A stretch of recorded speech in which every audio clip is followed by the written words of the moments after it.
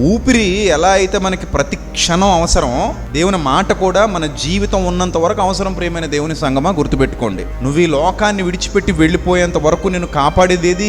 జీవవాక్యం. అందుకే నేను చాలా సార్లు చెప్పాను, మనిషికి ఊపిరి ఎంత ముఖ్యమో మనకి దేవుని మాట అంత ముఖ్యం, అది సత్యం అంత ముఖ్యం. మళ్ళీ వాక్యాన్ని వక్రీకరించి కలిపి చెరపకూడదు, అది చాలా పెద్ద పాపం. అది తెలియక చేస్తున్నారు చాలా మంది ఈ దినాల్లో. ఆ పాపాన్ని వాళ్ళు రెట్టింపు ప్రతిఫలాన్ని పొందుకుంటారు, నాశనమే వారి అంతమని పేతురు కూడా చెప్పాడు. అంటే అలాంటి భయంకరమైన దుస్థితి వాళ్ళు ఎదుర్కోబోతున్నారని శాపం గ్రంథంలో కనబడుతున్నా కూడా భయం లేదు చాలా మందికి. ఇందులో ఒకటి కలపరాదు, ఒకటి తీసివేయకూడదు. ఒకళ్ళు కలిపినా తీసివేసినా ఈ గ్రంథంలో ఉన్న తెగుళ్ళన్నీ వాళ్ళ మీదకి వస్తాయని శపించాడు. అలాంటి శాపాన్ని ఎవ్వడైనా కోరి కొరివితో తలగొక్కుంటాడా? నో, అలా ఎవరు చేయరు. అందుకే శాపాన్ని ఎప్పుడు మనం కొందించుకోకూడదు. దేవుని దీవెన మనకు కావాలి, దేవుని ఆశీర్వాదం మనకు కావాలి, కానీ ఏమొద్దు మనకి?